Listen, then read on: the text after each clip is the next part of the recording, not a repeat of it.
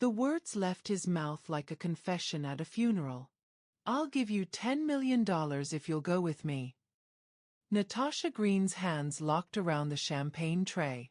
She couldn't move. Couldn't breathe. Couldn't process what this dying stranger had just whispered to her in the middle of a wedding she was hired to serve. $10 million. Not for a night. Not for something dirty. But for something she couldn't understand yet. Something that felt more dangerous than any proposition she'd ever heard. The man staring at her wasn't drunk. Wasn't joking. His hand trembled as he set down his glass, and she saw it then, the blood he'd tried to hide in his napkin. The hollow look of someone who'd already made peace with death. "You don't know me," she whispered, her voice barely audible over the music and laughter swirling around them. "No," he agreed, his eyes locking onto hers with an intensity that made her skin prickle. "But I know loneliness when I see it. I know what it looks like when someone's invisible to everyone around them." Her chest tightened. How did he see that? How did this stranger in a $5,000 suit look past her uniform and see the truth she'd been hiding from the world? "Why me?" The question escaped before she could stop it. He leaned closer, and for a moment, the entire ballroom disappeared. It was just him. Just her. Just this impossible offer hanging in the air like smoke. "Because when you looked at me," he said, his voice cracking, "you didn't see a monster. You saw a person. And I haven't been seen like that in 18 years. Monster." The word landed like a stone in dark water. What had this man done? Who was he?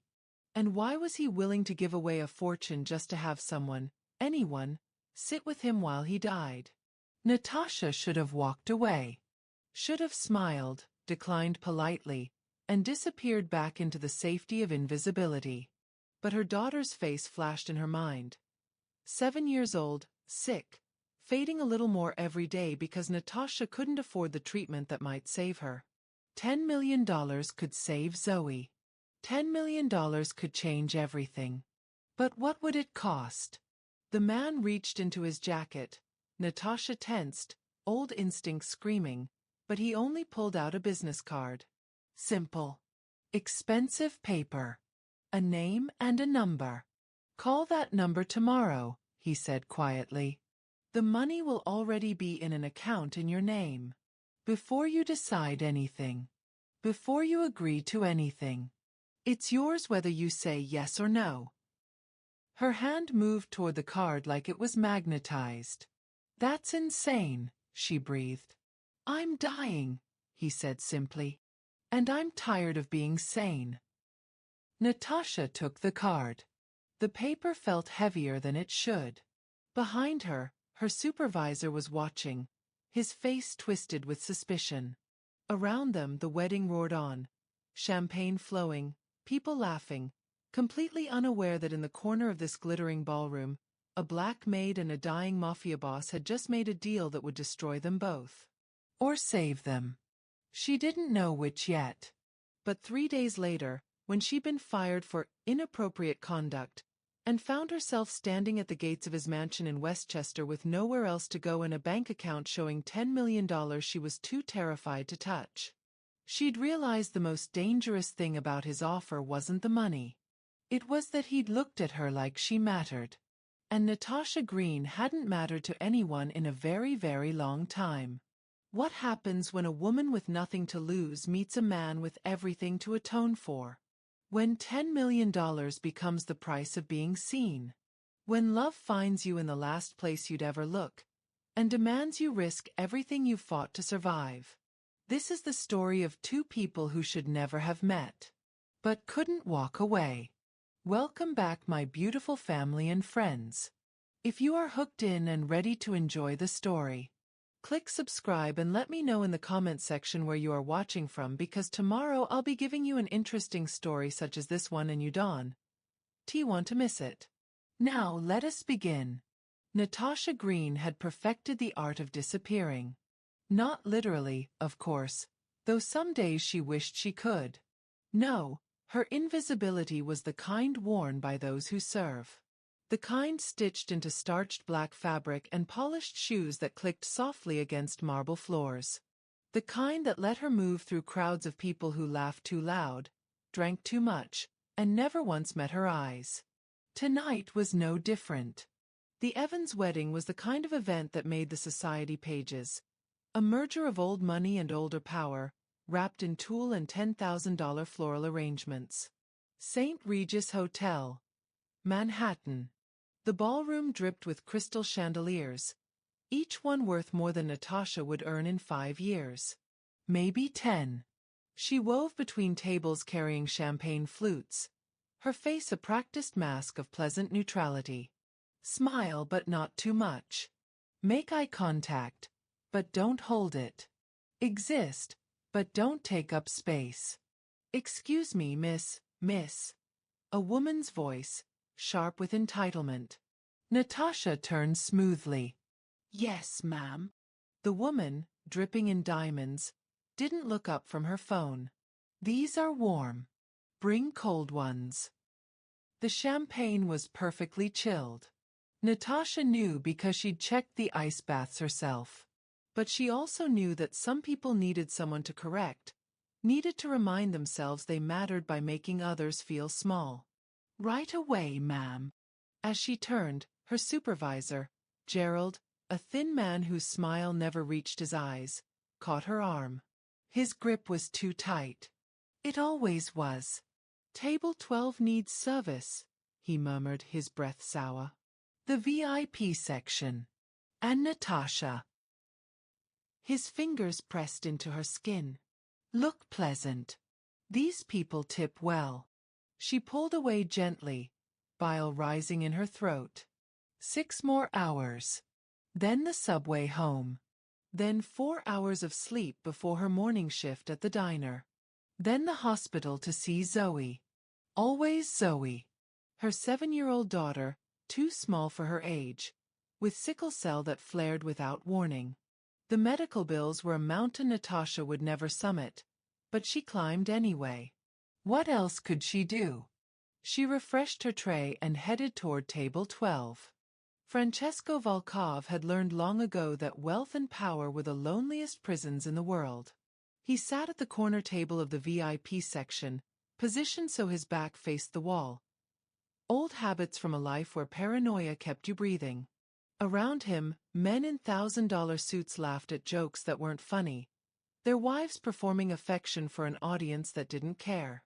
He was 53 years old. He looked 60. The cancer eating through his lungs had a way of aging a man. 6 months, the doctors said. Maybe less. He'd built an empire from blood and concrete, controlled half the underground economy of the eastern seaboard, and none of it mattered now. You can't intimidate death. Francesco, you're quiet tonight. Dmitri, one of his oldest associates, clapped him on the shoulder. Not like you to miss a good party. Francesco forced a smile that didn't touch his eyes. Just tired. Tired. What an insufficient word. He was tired the way old buildings were tired, hollowed out, held together by nothing but habit and the fear of what collapsing might mean. He reached for his water glass and felt the cough building. Not here. Not now. He pressed his napkin to his mouth, turned slightly away, and felt the warm wetness before he saw it. Blood. Just a few drops, but enough. He folded the napkin quickly, hiding the evidence. No one noticed. They never did. He'd surrounded himself with people who needed him for money or feared him for power, but not one of them would sit with him when the end came. Not one. The thought made something crack in his chest that had nothing to do with disease. Across the ballroom, the bride and groom danced. Young, stupid with love, blind to how quickly it could all be taken away. He'd been that young once. He'd had a daughter once. Irina. Dark curls and a laugh that sounded like bells. She'd died because of him. Because men he'd wronged wanted revenge and didn't care who burned in the crossfire. She was 6 years old. That was 18 years ago. He still heard her laugh sometimes, late at night when the painkillers wore off and sleep wouldn't come. Francesco took a slow breath, tasting copper, and scanned the room. A habit, always looking for threats, for exits, for weaknesses. His gaze snagged on movement near the bar. A woman. Black serving uniform, her hair pulled back in a neat bun. She moved differently than the others. Quieter, more deliberate, like she was trying to take up less space than her body required. But there was something in the set of her shoulders, a kind of elegant endurance that reminded him of dancers he'd known. People who'd survived by learning grace under pressure. Their eyes met for half a second before she looked away. He felt it like a pulse. Recognition. Not of faces but of something deeper. Exhaustion. Loneliness. The bone-deep weariness of people who'd stopped expecting kindness. She approached his table, tray balanced perfectly. "Champagne, sir." Her voice was soft, textured like worn velvet. Professional. Careful. "Thank you." He took a glass, his fingers brushing hers accidentally. Her hand was warm, steady despite the weight she carried, and he didn't mean the tray. She moved to step away, and Francesco did something he couldn't explain even to himself. "Wait." She paused, turning back with that practiced pleasant expression. "Yes, sir." He looked at her, really looked, and saw the shadows under her eyes, the way her uniform hung slightly loose like she'd lost weight she couldn't afford to lose, the small calluses on her hands from work that never ended. He saw himself. Different circumstances, same prison. "What's your name?" he asked quietly. She hesitated. Giving her name felt dangerous somehow, like handing over a piece of herself she couldn't get back. But refusing felt more dangerous. "Natasha." "Natasha," he repeated, and the way he said it, like it mattered, like she mattered, made something in her chest tighten. "That's beautiful." She didn't know what to say. Men at events like this didn't talk to her. Didn't see her. "Thank you, sir." She started to leave again. "Are you happy?" The question came out before he could stop it. Natasha froze. Of all the things she'd expected tonight, existential questions from a man in a $5,000 suit weren't on the list. She should have said yes. Should have smiled and moved on. But something in his face, the bone-deep sadness, the way he looked at her like he actually wanted to know, made her tell the truth. "No one who works 3 jobs to keep their child alive is happy, sir. We're just trying to survive." The words hung between them. Francesco felt them land in his chest like stones. Here was someone telling him the truth.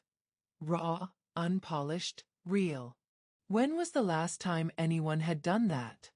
"Your child," he said softly. "Are they okay?"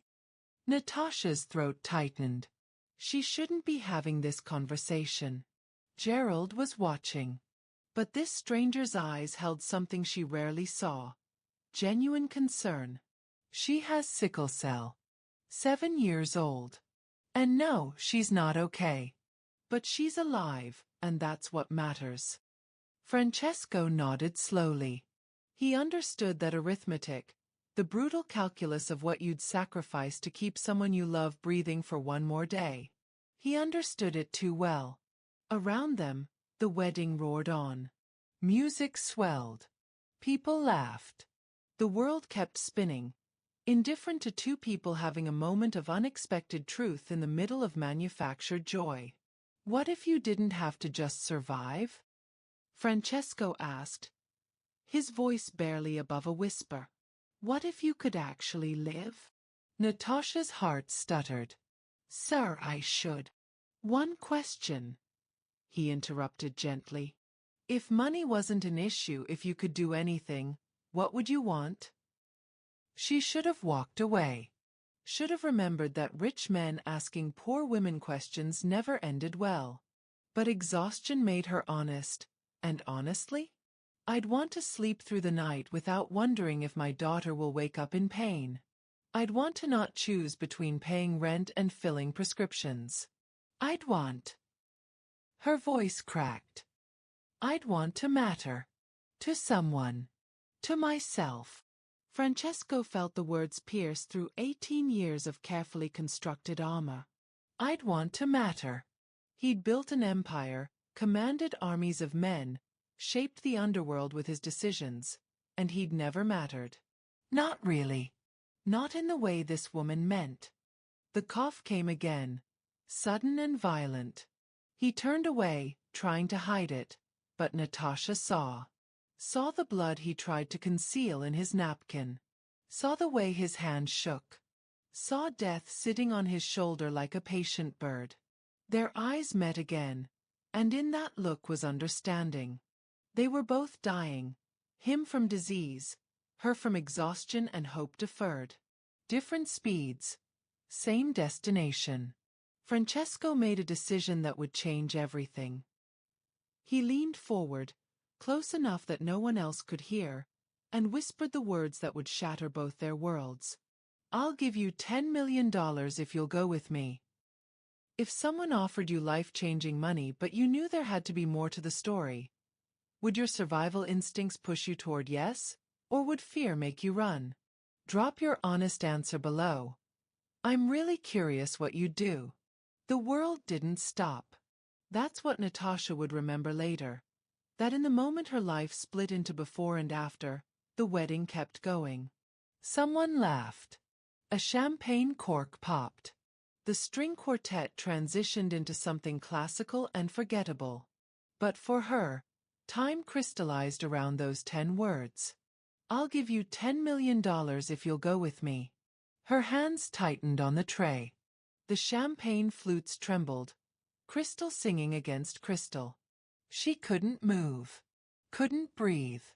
Couldn't process what she'd just heard. I'm sorry. Her voice came out strangled, barely audible over the ambient noise. Francesco didn't repeat himself. He just watched her with those dark, exhausted eyes. Eyes that had seen too much and were asking to see something different before they closed forever. You heard me, he said quietly. Natasha's mind raced. $10 million. The number was so large it didn't feel real. It was abstract. Theoretical. The kind of money that existed in movies and news articles about lottery winners, not in the hands of a woman whose bank account lived in double digits. $10 million would save Zoe. Would buy her the treatment she needed, the experimental therapies insurance wouldn't cover, the specialists at Johns Hopkins, the chance at a childhood that wasn't defined by hospital rooms and pain. $10 million was freedom. Was survival. Was everything. But, go with you where? She forced the words out. Francesco's jaw tightened. He looked away briefly, and in that moment, Natasha saw something she didn't expect. Shame. Everywhere. Nowhere. I don't know yet. He paused, his fingers curling around his water glass like he needed something to hold on to. I'm dying. I have maybe 6 months. Probably less. And I don't want to die alone in a mansion surrounded by people who are only there because I pay them to be. The honesty of it hit her like a physical blow. This wasn't a proposition. Not in the way she'd feared when he'd first leaned in. This was something worse. Or maybe better. She couldn't tell yet. This was desperation wearing an expensive suit. You don't know me, Natasha whispered. No. But I know loneliness when I see it. His eyes found hers again. I know what it looks like when someone is so tired they can barely stand. When they're invisible to everyone around them. When they've forgotten what it feels like to matter. Each word landed with precision, cutting through her defenses. Why me? The question escaped before she could stop it. Francesco was quiet for a long moment. Around them, the wedding celebration surged, a sea of noise and movement that felt 1,000 miles away. Because, he said finally, his voice rough with something that might have been emotion, you told me the truth. Because you looked at me like I was a person, not a bank account or a threat. Because... He stopped, his hand trembling as he set down his glass. Because when you talked about your daughter, I saw the kind of love I lost a long time ago. The kind I'd give everything to feel again before I go. Natasha's breath caught. This man, this stranger who could apparently offer millions like other people offered spare change, wasn't looking for a transaction. He was looking for redemption. For connection. For proof that he was more than the sum of his mistakes before death came to collect. It was the saddest thing she'd ever heard. And the most dangerous. I can't, she breathed. I don't, this isn't. I'm not asking you to love me, Francesco interrupted gently. I'm not asking you to save me or fix me or absolve me of anything. I'm just asking you to let me not die alone. To let me do something good before I go. To let me help you and your daughter while I still can. You don't help people out of kindness when you're offering $10 million, Natasha said, her voice sharper now, self-preservation kicking in. You buy them. There's a difference. You're right. He didn't flinch from the accusation. But what if I'm trying to learn the difference? What if this is the first honest thing I've done in 30 years? Natasha wanted to walk away. Every instinct screamed at her to thank him politely, decline, and disappear back into the safety of invisibility. Rich men didn't make offers like this unless there was a catch. Unless there was danger wrapped in the promise. But $10 million. Zoe's face floated in her mind. Small, brown, beautiful. Eyes too old for 7 years. A smile that came less frequently now as the pain became a constant companion. What would you sacrifice for her? Everything. Anything. She already was. What would going with you actually mean? Natasha asked, hating how her voice shook, hating that she was even considering this. Francesco leaned back slightly, giving her space. Physical space at least. The emotional gravity of the moment still held her captive. Dinner. Conversation. Traveling, maybe. I have a list of places I never took the time to see. Museums.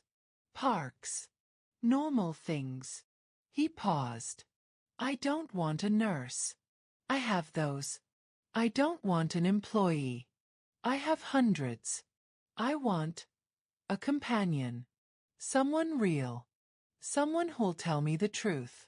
Someone who'll remind me what it means to be human before I stop being one. For 6 months. Natasha's voice was flat, trying to drain the emotion from it. However long I have. Could be less. And then what? When you're gone, I just take the money and leave. The money is yours regardless. Francesco's hand moved toward his jacket pocket, and Natasha tensed, old reflexes from a life where men reaching for things often meant trouble. But he just pulled out a business card. Plain. Expensive paper. A name and a phone number. Nothing else. He set it on the table between them. Call that number. Ask for my lawyer, David Chen.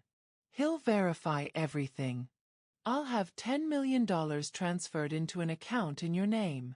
Tomorrow. Before you give me an answer. Before you agree to anything. Natasha stared at the card like it might bite her. That's insane. Probably. A ghost of a smile touched his lips, the first she'd seen. It made him look younger. Sadder. More human. But I'm dying, and I've spent my whole life being sane, careful, strategic.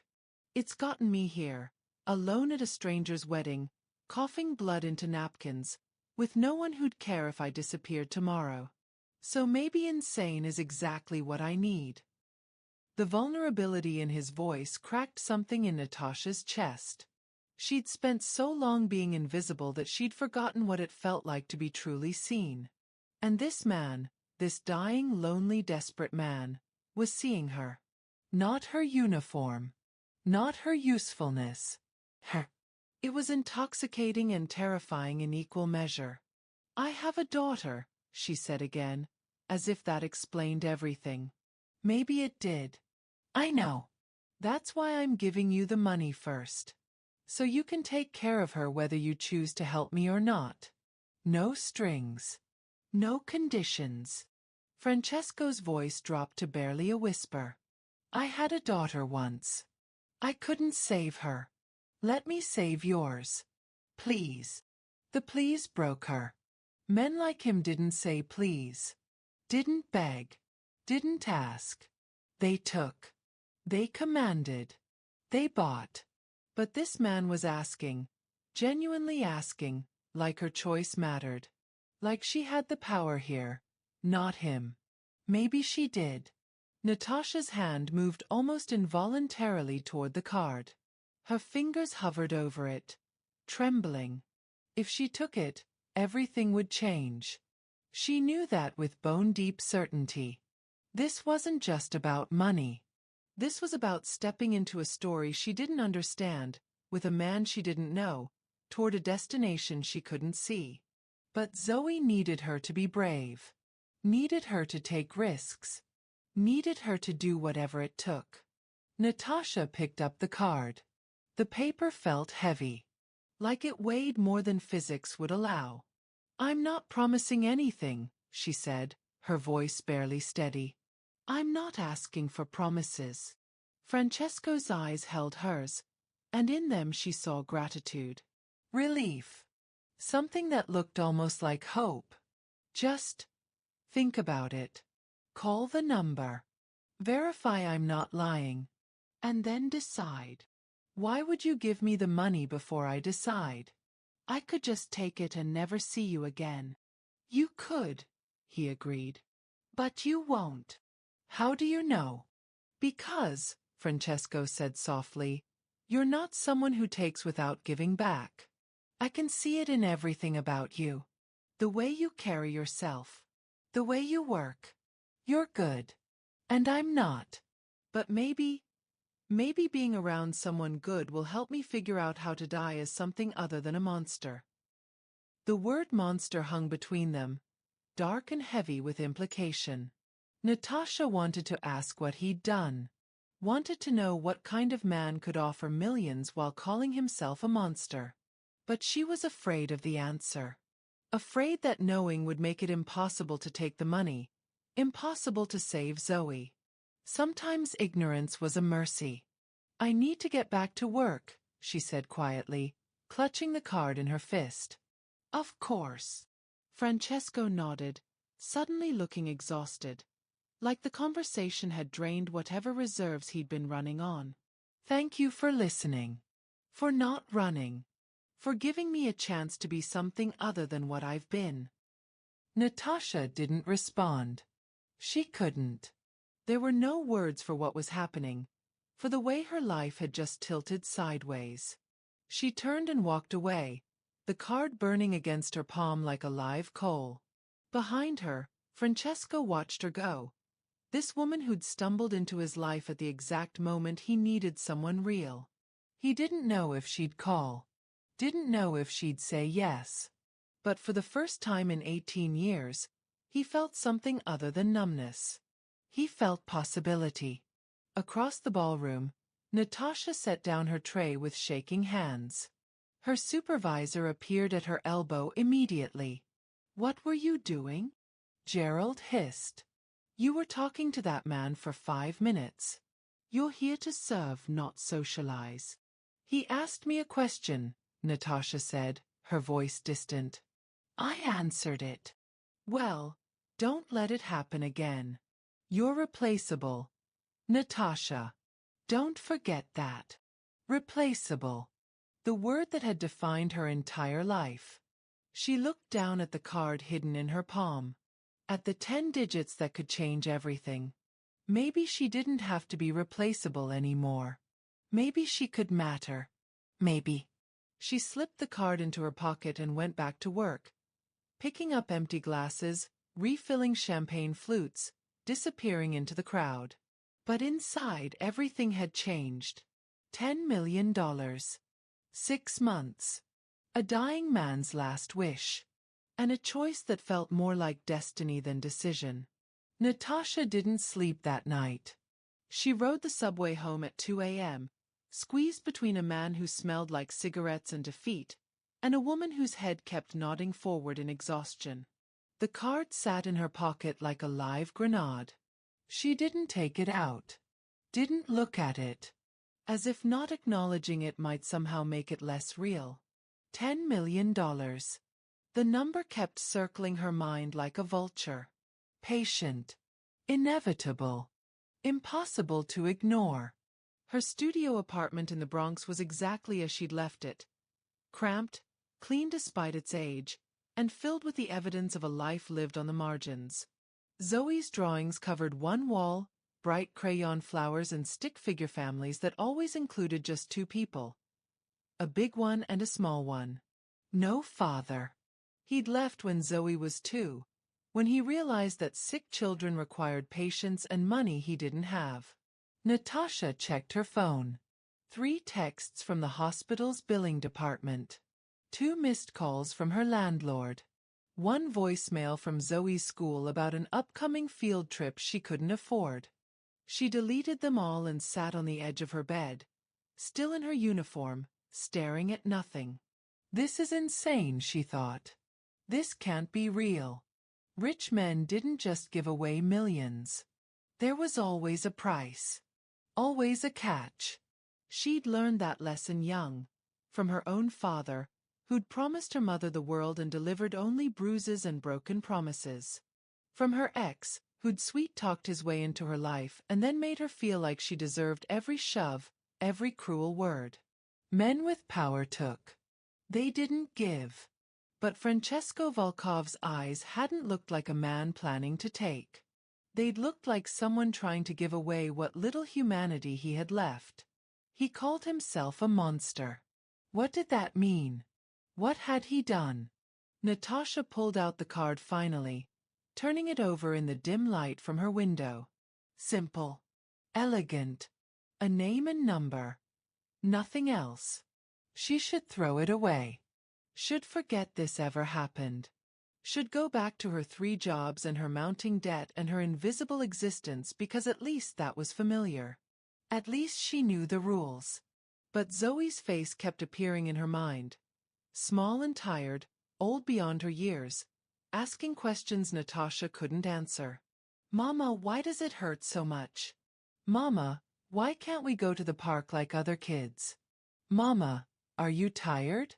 Always so tired. I'd want to matter, she'd told him. To someone. To myself. When was the last time she'd mattered? When was the last time anyone had seen her as more than a pair of hands to serve drinks, take orders, clean tables? Francesco had seen her. For 5 minutes, a dying stranger had looked at her like she was a person worth knowing. And that terrified her more than anything. Francesco sat in his study at 3 a.m., a glass of scotch untouched on the desk beside him. The wedding had ended hours ago. His associates had filtered back to their own lives, their own families, their own purposes. He was alone again. Always alone. The cough came, harsh, rattling, painting his white handkerchief with red. He stared at the evidence of his mortality with something like detachment. The cancer was winning. It always had been. He'd just been too stubborn to admit it. His phone sat on the desk, silent. She wouldn't call. Why would she? He'd probably terrified her. A strange man offering impossible money for impossible reasons. She'd think he was dangerous. Delusional. Both were probably true. What were you thinking? He muttered to himself. But he knew what he'd been thinking. He'd been thinking about Irina. About how she used to climb into his lap and demand stories, her small hands gripping his shirt like he was the only solid thing in a shifting world. He'd been thinking about how he'd failed her. How his choices, his violence, his empire built on fear and blood had gotten her killed. He'd been thinking that maybe, just maybe, If he could help someone else's daughter, God might forgive him for not saving his own. Foolish. Sentimental. The kind of magical thinking that had no place in his world. But this wasn't his world anymore. Death was a great equalizer. It made kings into beggars, made empires into dust. What good was power if you couldn't use it to do one decent thing before you died? A knock at the study door interrupted his thoughts. "Come in." Dmitri entered, his face grave. "We need to talk." Francesco gestured to the chair across from him. "It's late, Dmitri." "I know. But I heard something tonight." Dmitri sat, his eyes sharp despite the hour. "You made an offer to one of the serving staff. A maid." So, his conversation hadn't been as private as he'd thought. "And?" Francesco's voice was flat, daring his old friend to challenge him. "And people are asking questions. $10 million, Francesco? For a woman you don't know? It makes you look weak. Desperate." "I am desperate." The admission came easily. What did pride matter now? You can't afford to look vulnerable. Not with everything unsettled. There are people waiting for any sign that you're losing your grip. If they sense weakness, let them sense it. Francesco's hand tightened around his glass. "I'm dying, Dmitri. What are they going to do? Kill me faster?" Dmitri's expression softened. "Not much, but enough. I'm not your enemy. I'm trying to protect you. Then let me do this one thing." Francesco's voice dropped, heavy with exhaustion. "Let me try to die as something other than what I've been. Please." The word hung between them. Dmitri studied him for a long moment, then sighed. "If she says yes, if she actually calls, you need to be careful. You don't know her. Don't know her story. What if she's working for someone? What if this is a setup?" "It's not. You can't know that." "I know loneliness when I see it," Francesco said quietly. "I know desperation. I know what it looks like when someone is so tired they can barely keep standing. She's not dangerous, Dmitri. She's just surviving. Like I was before I became this." He gestured vaguely at himself, at the expensive study, at the empire invisible but ever present. Dmitri stood. "Fine.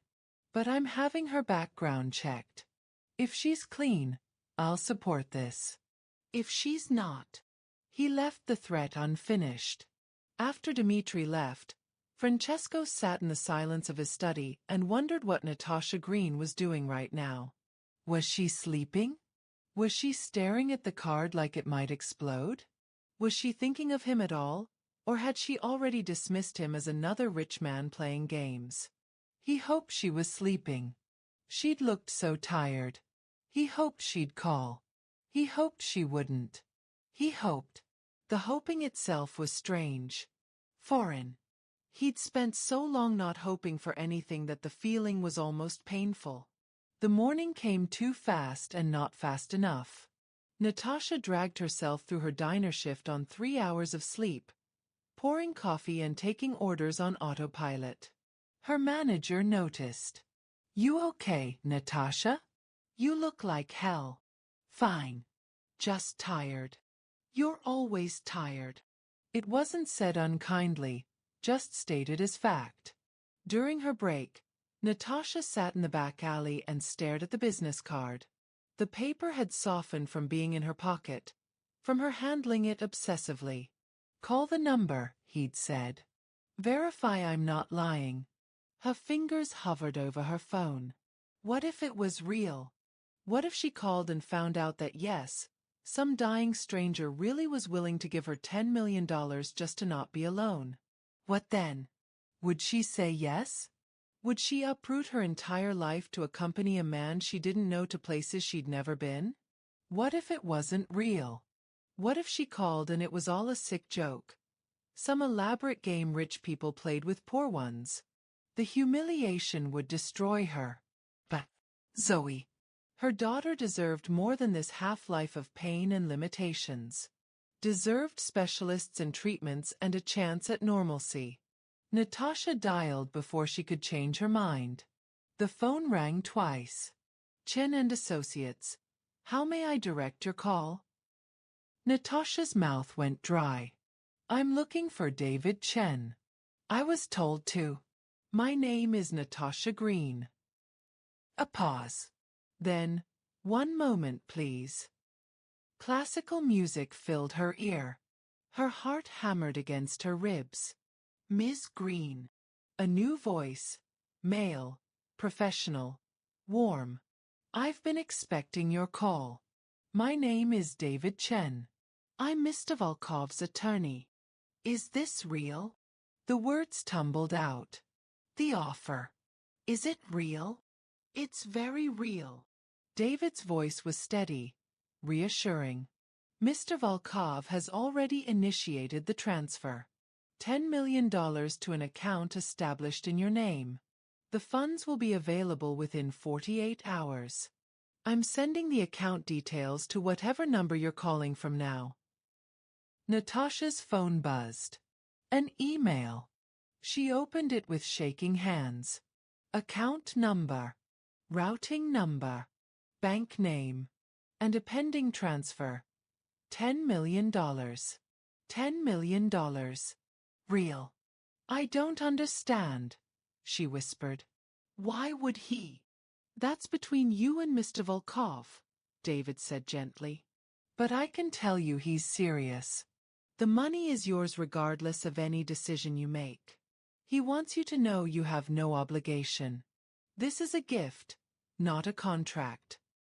Nothing's free. No, David agreed. But sometimes the price is simpler than we think. He's lonely. He's dying. And he'd like a companion who sees him as human. That's all he's asking for. But again, if you choose not to, the money remains yours. Natasha couldn't breathe. This was happening. This was actually happening. Ms. Green? Are you still there? I have to go. She hung up before he could respond. For 10 minutes, she sat in that alley staring at her phone. At the email. At the numbers that could change everything. Her phone rang. Unknown number. She almost didn't answer. Hello. Natasha. It was him. Francesco. His voice rougher than she remembered, like he'd been coughing. David said you called. I wanted to make sure you knew. There's no pressure. Take your time. Think about it. The money is yours either way. Why? Her voice broke. Why me? Why any of this? A long silence. Then, because when you looked at me last night, you didn't see a monster. You saw a person.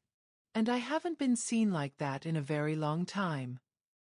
Natasha closed her eyes. I need time, she whispered. You have it. All the time you need. He hung up. Natasha sat in that alley until her break ended, the card in one hand and her phone in the other, caught between the life she knew and the one she couldn't quite imagine. $10 million. A dying man's wish.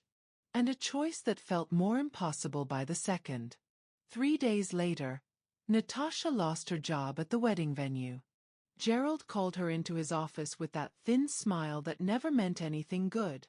We received a complaint. Apparently, you made one of our VIP guests uncomfortable with inappropriate conversation. That's not. It doesn't matter what you think happened. The Evans family specifically requested you be removed from their vendor list. So, he folded his hands.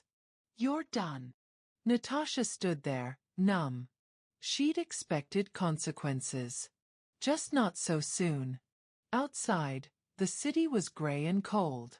She checked her phone. The bank account was real. The money sat there, untouched.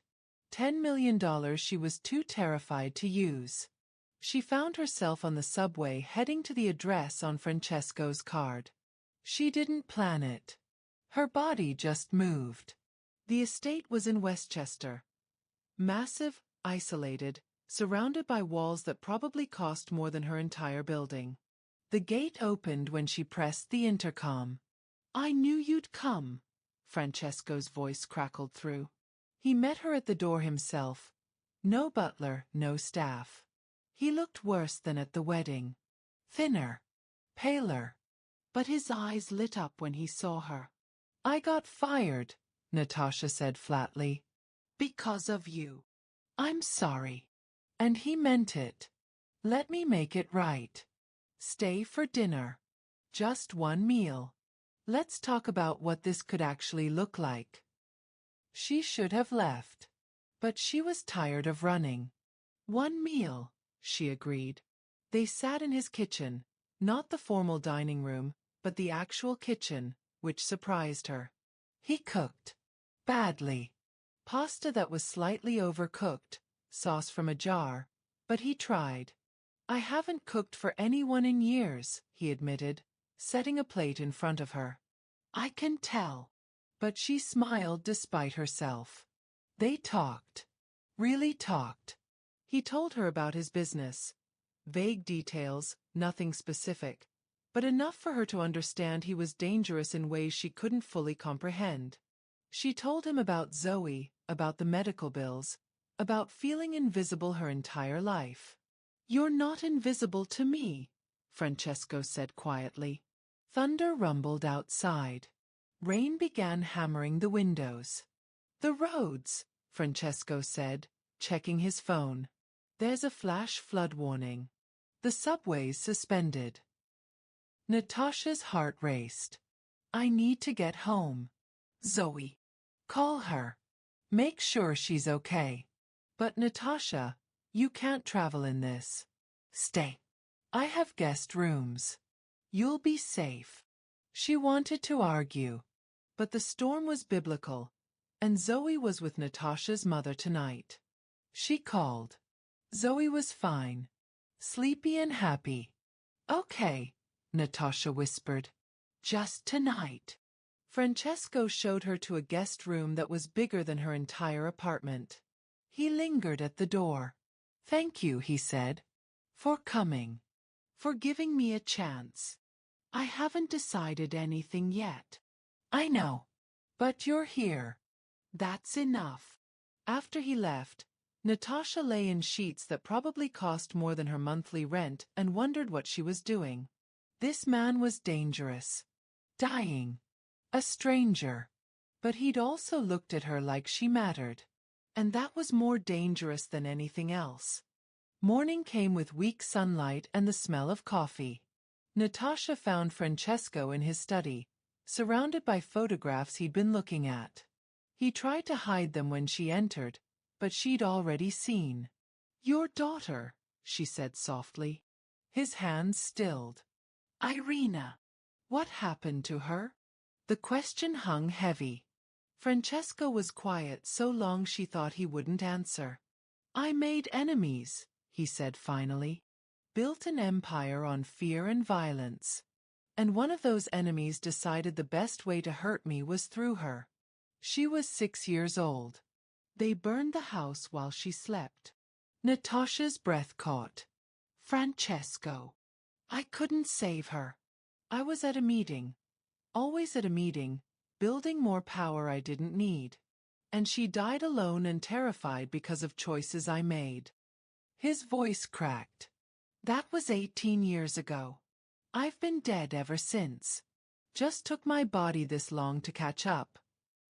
Natasha sat beside him, looking at the photos. A little girl with dark curls and a bright smile. "Is that why you offered me the money? Some kind of penance?" "Maybe. Probably." He looked at her. "But also because I meant what I said. You reminded me what it feels like to be human. And I want to feel that again before I go." Natasha took a breath. "My ex-husband used to beat me. Started when I was pregnant with Zoe. Got worse after she was born sick. Like he blamed me for it. One night he put me in the hospital. I left the next day, took Zoe and never looked back. Her hands trembled. I've been invisible ever since because being seen meant being vulnerable. And vulnerable meant getting hurt. Francesco's jaw tightened. Where is he now? I don't know. Don't care. He signed away his rights when I said I wouldn't press charges. You deserved better. So did your daughter. They sat in shared pain, two people carrying ghosts they couldn't bury. I'm not asking you to save me, Francesco said quietly. I know I'm beyond that. I just want to do something good before the end. Help you and Zoe. See something beautiful. Feel human for whatever time I have left. Natasha looked at this broken man offering broken hope. Okay, she whispered. I'll stay. For a while. We'll see how it goes. Francesco's eyes closed with relief. Thank you. Neither of them knew they were both crying until Natasha reached out and took his hand. The next 2 weeks were strange and tender. Natasha brought Zoe to meet Francesco. She was terrified of how her daughter would react to this dying stranger, but Zoe surprised her. You're sad, Zoe said simply, studying Francesco with those two old eyes. Yes, Francesco admitted. I am. Me too sometimes. When it hurts. She held up her arm, showing him the scars from 4 lines. Mama says being sad is okay. Francesco knelt to her level, something shifting in his face. Your mama's right. And you're very brave. Are you brave? I'm trying to be. Zoe smiled. Then we can be brave together. Something in Francesco's chest cracked open. Something he thought had died with Irina. They fell into a rhythm. Francesco paid for Zoe's treatment at Johns Hopkins. Natasha stayed at the estate, helping him sort through his life. They cooked together, him still terrible at it, her teaching him patiently. They watched movies. Talked late into the night. He told her about places he'd never seen, and she told him about dreams she'd stopped having.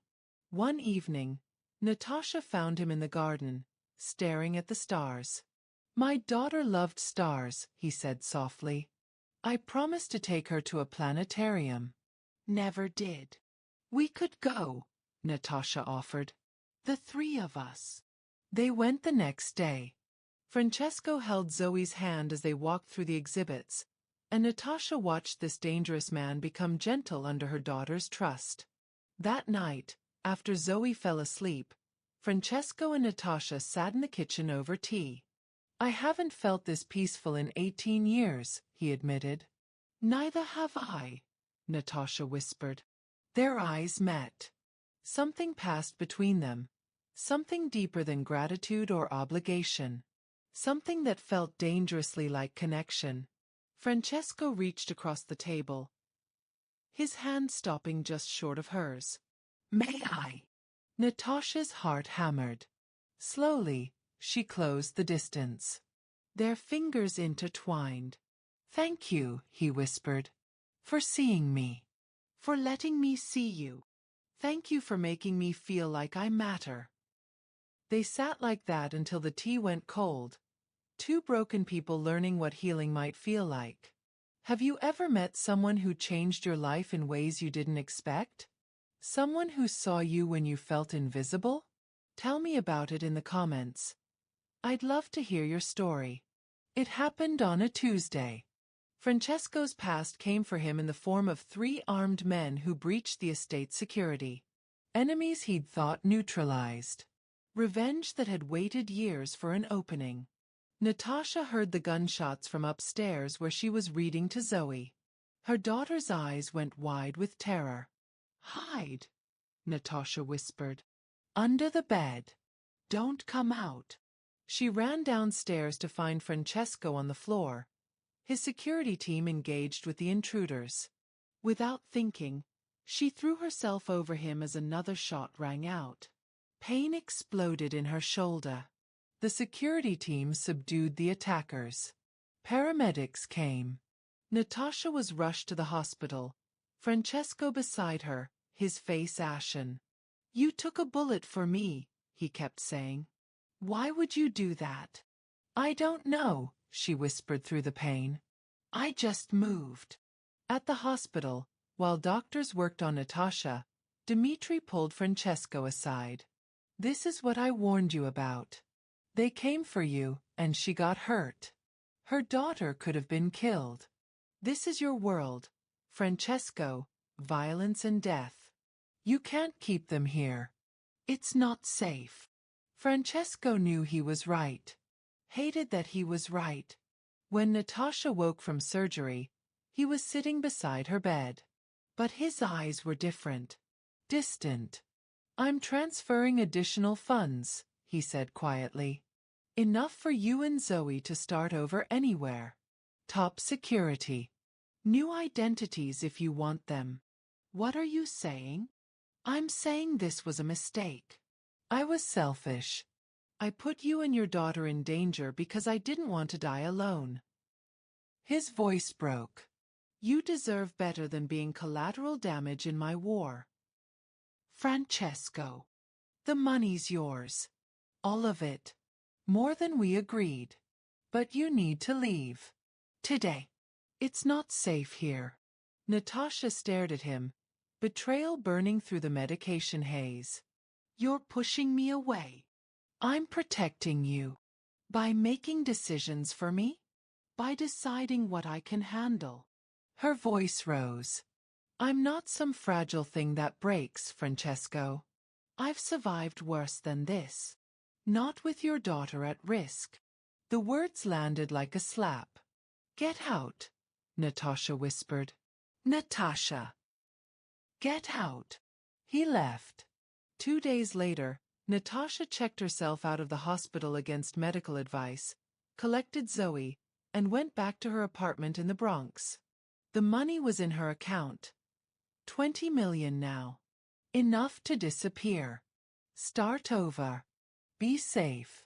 She stared at the balance and felt nothing but emptiness. She'd let herself hope. Let herself feel. Let herself believe that maybe, just maybe, she could matter to someone. That someone could see her and choose to stay. But Francesco had chosen to push her away instead. Chose to protect her by leaving. Just like everyone else in her life. She was invisible again. And this time it hurt so much worse. Francesco spent 3 weeks dying alone in his mansion. His health deteriorated rapidly without Natasha and Zoe there. Not because they'd been treating him, the medical team did that. But because they'd given him a reason to fight. Without them, he simply stopped. Dmitri visited often. Concern evident. "You're giving up," Dmitri said. "I'm letting go. There's a difference. You love them. Her and the girl." Francesco didn't deny it. "Which is exactly why I sent them away. Love means protecting them, even from myself." "That's not love. That's cowardice." Dimitri's voice was sharp. "Love means giving them the choice. You took that from her. Just like you took choices from people your whole life." The words struck deep. That night, Francesco tried to write Natasha a letter. Started and stopped a dozen times. How do you apologize for pushing away the only real thing you've felt in 18 years? How do you tell someone they saved you without making it sound like you're manipulating them into coming back?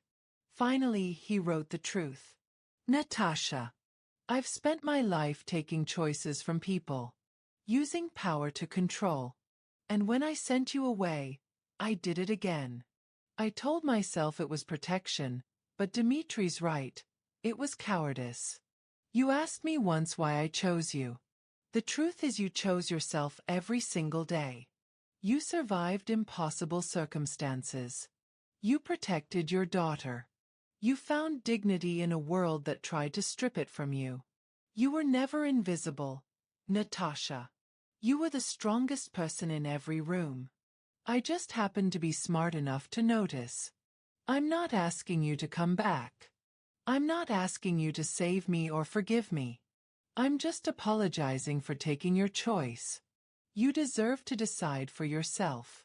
Whatever you choose, know that these weeks with you and Zoe were the only time I felt human in 18 years.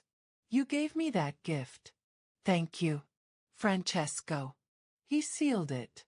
Gave it to Dimitri to deliver. Then he waited. Meanwhile, Natasha sat in Zoe's hospital room at Johns Hopkins. The treatment Francesco had paid for was working. Her daughter was getting better. Stronger. There was talk of remission. Everything Natasha had fought for was finally happening. So why did she feel so empty? Mama, are you sad? Zoe asked, her voice small. A little, baby. Is it because of Mr. Francesco? Natasha's breath caught. What makes you say that? Because you smile different when you talk about him. And now you don't talk about him at all. Zoe's eyes, those wise ancient eyes, studied her mother. He was sad too. I think you made each other less sad. It's complicated, baby. Do you love him? The question hung in the air. Did she? This dying mafia boss who'd offered her millions just to not be alone? This broken man who'd looked at her like she mattered? This person who'd pushed her away to keep her safe? I don't know, Natasha whispered. But she did know. She'd known since the moment she'd thrown herself in front of that bullet without thinking. Love wasn't a transaction. Wasn't logical. It was choosing someone despite the danger. Despite the fear. Dimitri arrived an hour later with the letter. Natasha read it 3 times, tears streaming down her face. Zoe watched. What does it say? It says. Natasha's voice broke. It says I get to choose. Then what do you choose, Mama? Natasha looked at her daughter. Healthy, alive, safe. Everything she'd sacrificed for. Everything that mattered. And she realized that teaching Zoe to live meant showing her that love was worth fighting for. That choosing people, even complicated, broken, dying people, was what made life matter. I choose brave, Natasha whispered. Natasha found Francesco collapsed in his study 4 days later. She'd used the gate code he'd never changed, let herself in, and followed the sound of labored breathing. You idiot, she whispered, calling 911 while cradling his head. You're not allowed to die without me. His eyes fluttered open. Natasha. Yeah. It's me. I'm here. You came back. You gave me a choice. I chose you. Tears slipped down his face. Why? Because you're not a monster, Francesco. You're just a man who made terrible choices and is trying to make better ones. Because you saw me when I was invisible. Because you made me feel like I mattered. She pressed her forehead to his. Because I love you, you stubborn self-sacrificing fool. I love you too, he breathed. God, I love you so much. The ambulance arrived. At the hospital, doctors stabilized him and discovered something unexpected. A new treatment protocol had become available. Experimental. Expensive. But there was hope. 20% chance, the doctor said. But it's a chance. Francesco looked at Natasha, holding his hand. I'll take those odds, he said. 6 months later. The cancer was in remission. Not cured. Never cured. But managed. Controlled. Giving him time. Francesco had systematically dismantled his criminal empire, turning over evidence to prosecutors, making restitution where he could. He'd never be clean. Would likely face charges eventually. But he was trying. Every day, he was trying to be better than what he'd been. Natasha and Zoe had moved into the estate. Not because of money, though that had secured Zoe's continued treatment. But because this was home now. They stood in the garden Francesco had planted. His own hands in the dirt, growing things instead of destroying them. Zoe played nearby, her laughter bright and real. She was in remission too. Both of them, fighting their way back to life. I never thought I'd have this, Francesco said softly, his arm around Natasha's waist. Have what? A family. A second chance. Love. He turned to face her. You saved me. We saved each other, Natasha corrected. She touched his face gently. That's what love does. It sees you when you're invisible. Chooses you when you're broken. Fights for you when you're too tired to fight for yourself. I'll give you $10 million if you'll go with me, Francesco said, echoing those first words. Natasha smiled. Where are we going? Everywhere. Nowhere. Wherever we want. He kissed her forehead. As long as we're together. Zoe ran over, crashing into both of them. Francesco caught her, lifting her up. Are we a family now? She asked. Francesco looked at Natasha. She nodded. Yes, sweetheart, he said, his voice thick with emotion. We're a family. And in that garden, surrounded by things growing where there had once been only death, 3 broken people became whole.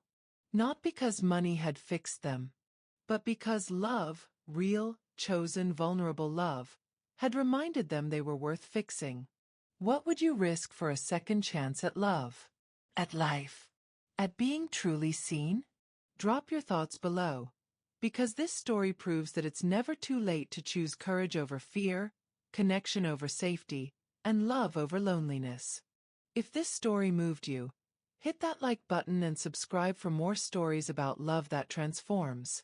What story should I tell next?